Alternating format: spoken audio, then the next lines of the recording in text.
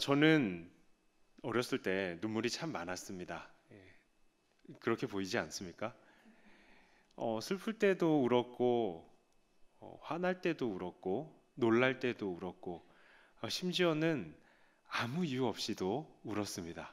예, 그냥 울었던 게 아니고 한 번 울면 적어도 1시간 정도씩은 울었습니다. 예, 제 고집이 얼마나 센지 여러분들 아시겠죠? 그때마다 어르신들이 저를 보면서 이야기했습니다. 야, 남자가 뭘 그렇게 우냐? 사내 자식이, 사내들은 딱 3번 우는 거야.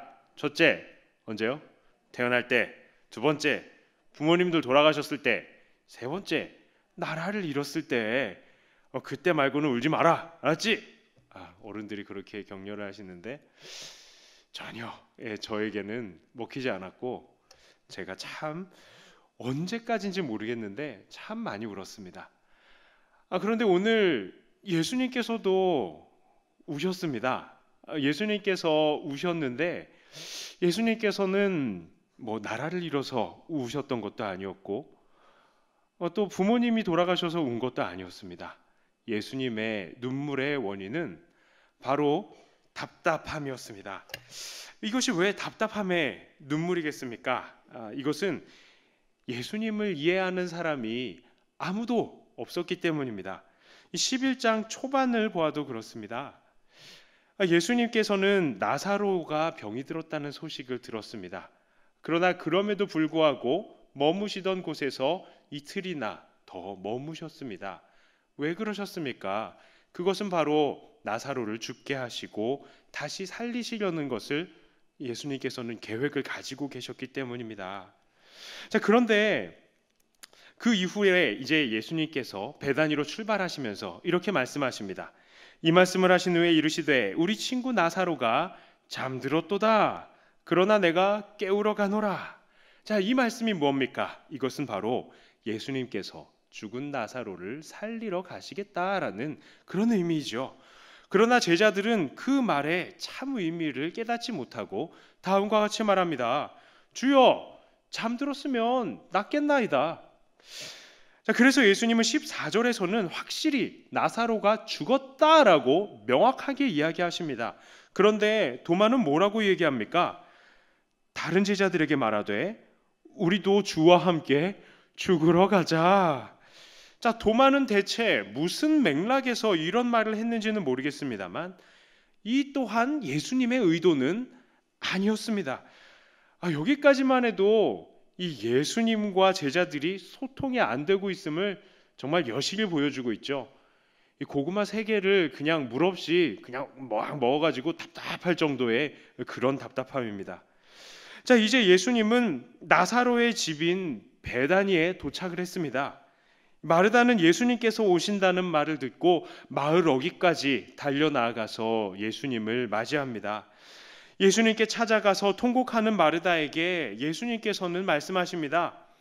네 오라비가 다시 살아나리라 라고요. 그런데 이 말씀에 마르다는 뭐라고 대답합니까? 24절에 이렇게 이야기합니다. 마지막 날 부활 때에는 다시 살아날 줄을 내가 아나이다. 이런 마르다의 고백은 당시의 유대인들의 신앙, 특히 바리새파의 신앙을 잘 반영하고 있습니다. 당시 유대인들은 사람들이 죽으면 바로 하늘에서 부활하는 것이 아니라 이 마지막 날까지, 마지막의 심판의 날까지 땅에서 잠을 자다가 마지막 날에 부활을 한다고 합니다. 그 마지막 날 부활할 때에 율법을 잘 지킨 사람들은 의의 부활을 하고 또 그것을 잘 지키지 못하는 사람은 지옥에 간다고 얘기를 합니다. 그런데 이것 또한 답답한 것이 누가 얼마나 잘 순종해야 하나님께서 주시는 부활의 복을 맛볼 수 있을지 이 사람의 기준으로는 알 수가 없는 것이죠. 자, 그러니까 이들은 언젠가는 마지막 날에 나사로는 부활하겠지 이렇게 얘기를 하지만 이 천국은 보장할 수는 없어 하는 이런 막연한 신앙을 가지고 그저 슬퍼할 수밖에 없었던 것입니다.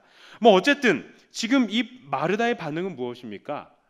지금 무슨 맥락이죠? 예수님께서 지금 마르다 이 나사로를 고치겠다, 살리겠다라고 얘기를 하셨는데 지금 이 마르다의 말은 예수님께서 나사로를 살리신다는 것에 대해서는 전혀 기대도 하고 있지 않는 그런 말입니다. 그래서 예수님께서는 마르다에게 강조하셨습니다. 25절, 26절을 우리 함께 읽어보겠습니다.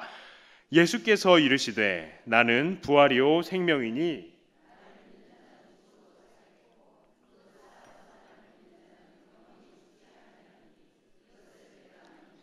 예수님께서 지금 마르다에게 이야기하시는 의도는 무엇입니까? 마르다야, 오빠가 마지막 날이 아니라 지금 살아날 거야. 내가 지금 나사로를 다시 살릴 건데 너 그거를 믿느냐라고 물어보신 겁니다. 그런데 마르다는 거기에 대해서 뭐라고 대답을 하는가요? 이르되 주여 그러하다. 주는 그리스도시요 세상에 오시는 하나님의 아들이신 줄을 내가 믿나이다. 와, 멋있는 말입니다. 이게 마르다가 정말 예수님을 잘 믿는 것 같습니다. 그런데 잘 믿는 것 같다라고 얘기를 드렸습니다. 왜요? 마르다의 이후의 행동을 보십시오. 마르다가 이후에 어떻게 행동을 하고 있습니까? 28절에 이렇게 말합니다. 이 말을 하고 돌아가서 가만히 그 자매 마리아를 불러 말하되 선생님이 오셔서 너를 부르신다 하니, 이게 뭘까요? 자, 예수님께서 정말 마리아를 부르셨습니까? 좀 모르겠습니다. 어쩌면 예수님께서 마을로 들어가지 않으시고 곧바로 이 나사로의 무덤으로 곧바로 가시려고 마을 어귀에서 마리아를 부르셨을 수도 있습니다. 자, 그러나 어쨌거나 지금 만약에 마르다가 예수님께서 나사로를 다시 살리실 것을 믿었다면 이 마르다의 태도는 어떠해야 되겠습니까? 전혀 감동이 없으신가 봐요. 전혀 거기에 현실 감각이 없으신가 봐요. 여러분, 누군가 가족 중에 누가 돌아가셨어요. 그런데 예수님께서 지금 그분을 살리시겠대. 그럼 여러분들은 어떻게 해야 돼요? 여러분들의 오빠가 죽었다고 생각해 보십시오. 어이구, 예수님 빨리 가요, 빨리 하고 예수님 옷자락 붙들고 끌고 가지 않겠습니까? 아니면 그 마리아에게로 갔다 한다면, 야 마리아야, 지금 예수님께서 오빠 다시 살리신대, 이래야 되는 거 아니에요? 그런데 지금 마르다의 행동은 어떤 겁니까? 조용히 돌아가서 예수님께서 너 부르셔. 지금 마르다는 이러고 있는 겁니다. 마르다는 이 예수님께서 이 나사로를 다시 살리신다는 것을 믿었다기에는 그 태도가 너무나 조용했습니다. 자, 그러면 이제는 마리아는 어떻습니까? 32절에 볼게요. 마리아가 예수 계신 곳에 가서 배웠고 그 발 앞에 엎드려 이르되 주께서 여기 계셨더라면 내 오라버니가 죽지 아니하였겠나이다 하더라. 이렇게 말하고는 펑펑 울었어요. 마리아 또한 절망의 나락 속에 있었던 것입니다. 여러분, 마리아와 마르다는 어떤 사람입니까? 이 마리아는 값비싼 향유를 이 예수님의 발에 붓고 그의 머리카락으로 그 발을 닦았던 바로 그 마리아입니다. 예수님의 발을 닦았던 때가 오늘 이 사건의 전인지 후인지는 모르겠습니다만 확실한 것은 이들은 예수님의 총애를 받는, 예수님과 늘 가까이 있었던 사람들입니다. 이들은 예수님 가까이에서 예수님의 말씀을 드렸던 바로 그 사람들이에요. 그런데 요한복음의 이 11장까지 예수님은 자신에 관해서 무엇이라고 이야기하고 있습니까? 예수님께서는 내가 곧 생명의 떡이다, 내가 하나님의 아들이다, 내가 메시아다 라고 예수님은 끊임없이 말씀하셨습니다. 그런데 이 마리아와 마르다는 그것에 대해서 정확하게 이해하지 못했던 것입니다. 그들은 그저 예수님 곁에서 그 예수님의 그 말씀을 계속 들어왔으면서도 예수님을 정확하게 이해하지 못했던 것입니다. 이들이 생각했던 예수님은 그저 자기들의 세상에 조금 더 나은 것들을 주시는 이 정치적인, 육체적인 이 지도자 정도에 불과했던 것입니다. 바로 이러한 환경 속에서 예수님은 이런 반응을 보이신 것입니다. 33절부터 35절이요. 예수께서 그가 우는 것과 또 함께 온 유대인들이 우는 것을 보시고 심령에 비통히 여기시고 불쌍히 여기사 이르시되 그를 어디 두었느냐? 이르되 주여 와서 보옵소서 하니 예수께서 눈물을 흘리시더라. 자, 여기서 우리는 예수님께서 비통히 여기시고 불쌍히 여기셨다라고 하는데 이 단어의 뜻을 조금 더 명확히 할 필요가 있습니다. 이 비통히 여기시고라는 말이 나오는데 이 비통히 여기시고라는 말은 신약 성경에 5번 정도 나옵니다. 그런데 이게 언제 나오느냐? 예수님께서 기적을 베푸세요. 기적을 베푸셨는데 사람들한테 이야기할 때, 야, 어디 가서 내가 고쳤다고 이야기하지 마라고 엄중히 경고하시다라는 단어가 이 비통하다라는 단어입니다. 너무 차이 나죠.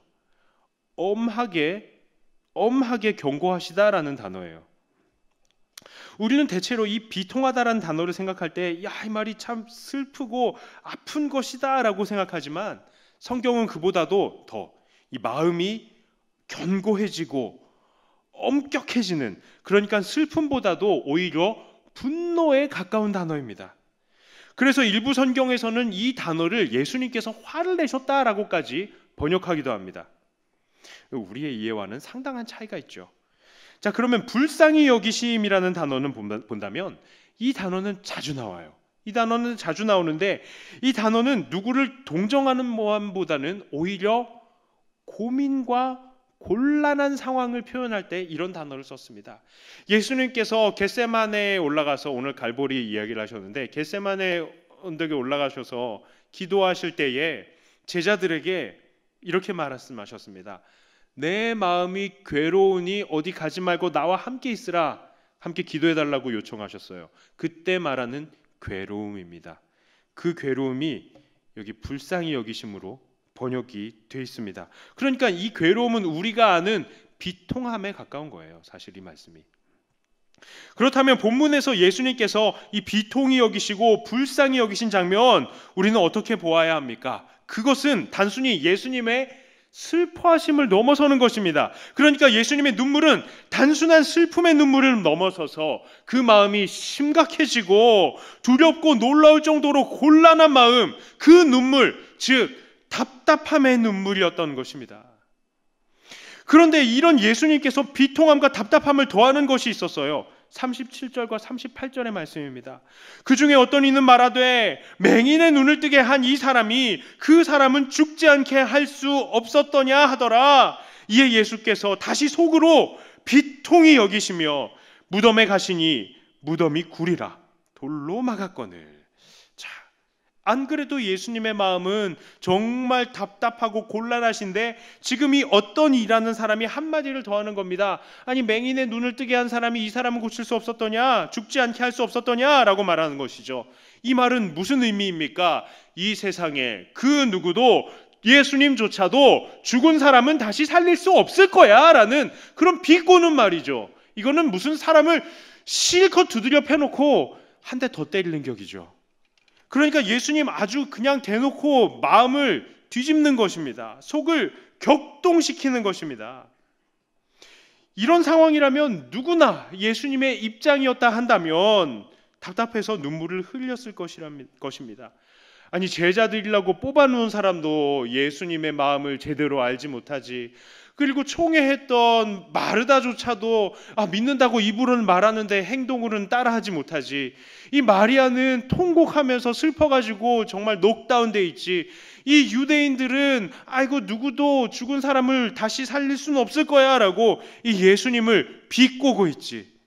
예수님께서 울지 않고는 견딜 수 없었던 상황이란 말입니다. 그러니 지금 예수님께서 나사로를 살리시는 것, 이것은 그냥 살리는 것이 아닙니다. 바로 믿음 없는 자들에게 믿음을 주시기 위한 눈물의 가르침이었던 것입니다. 이제 예수님께서 눈물로 가르치시고 증거하시고 싶으신 것, 그것은 무엇입니까? 그것은 바로 요한복음의 1장부터 누누이 선포되고 기록되었던 사실, 바로 예수님께서 약속된 생명의 주인이시라는 사실입니다. 특별히 우리 아까 전에도 계속 읽었죠. 25절과 26절의 말씀, 많은 성도님들이 외우고 있는 말씀입니다. 예수께서 나는 부활이요 생명이니 나를 믿는 자는 죽어도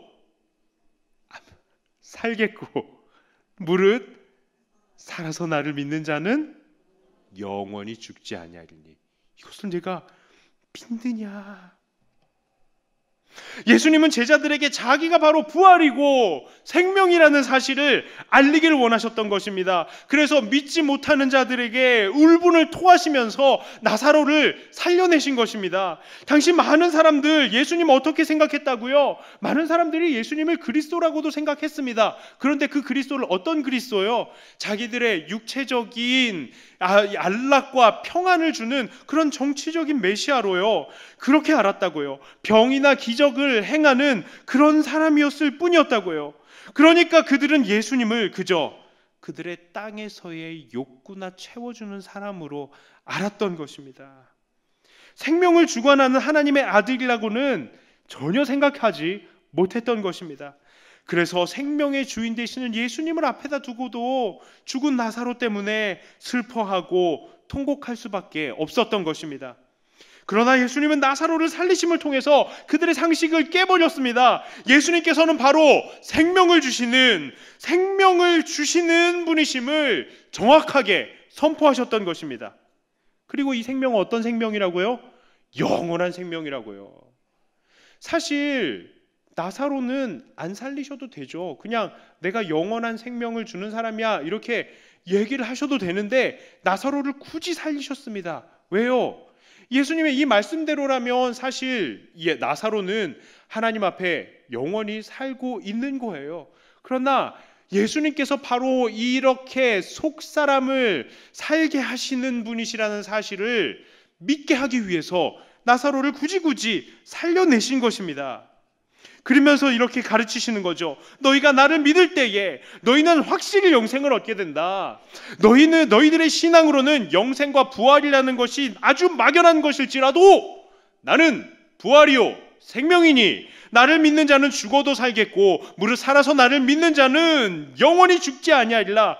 이걸 이 기회에 제발 확실하게 믿어라.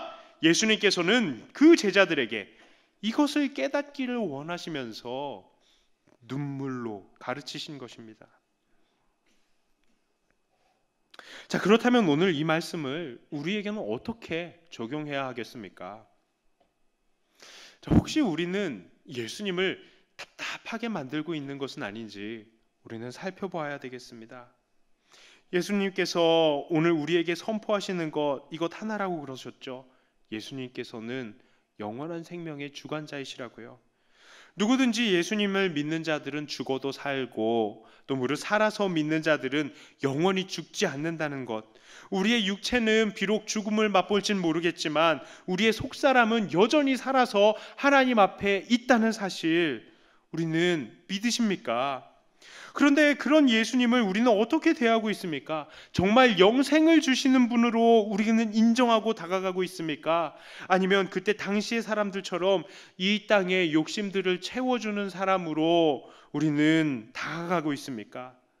바라옵게는 예수님께 나아갈 때에 정말 예수님을 생명의 주님으로 인정하시고 가기를 축복합니다.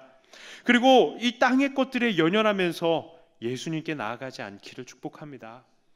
많은 사람들이 예수님께 나올 때 참 많은 소원을 가지고 있습니다. 주님, 나에게는 많은 것들이 부족합니다.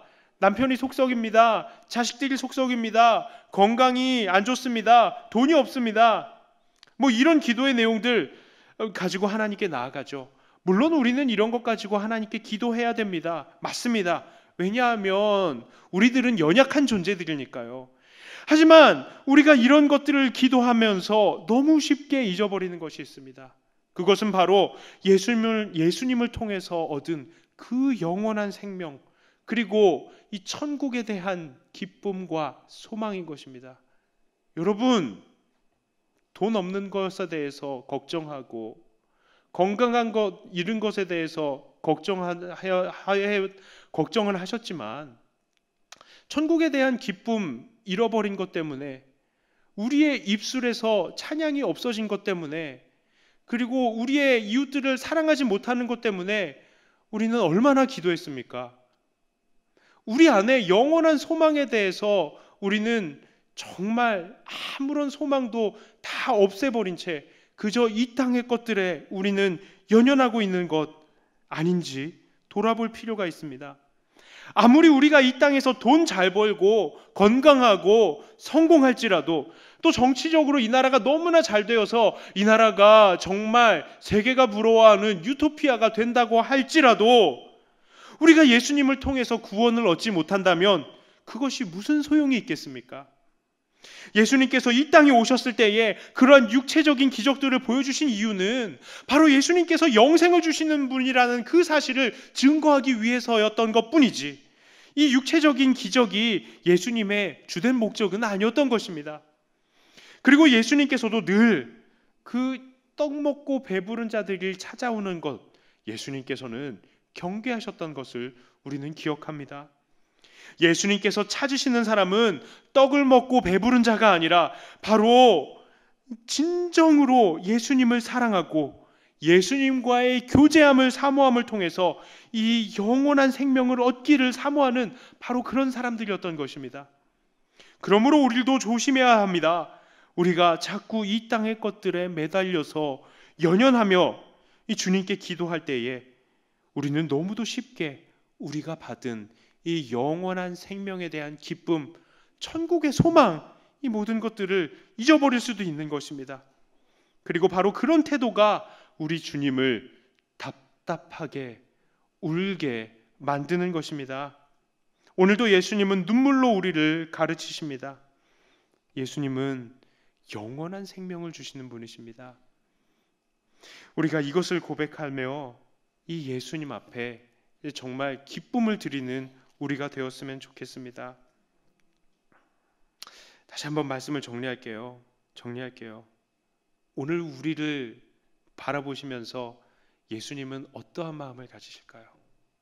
그 예수님 앞에 그 마음을 시원하게 해드리는 저와 여러분들이 다 되시기를 주님의 이름으로 축복합니다.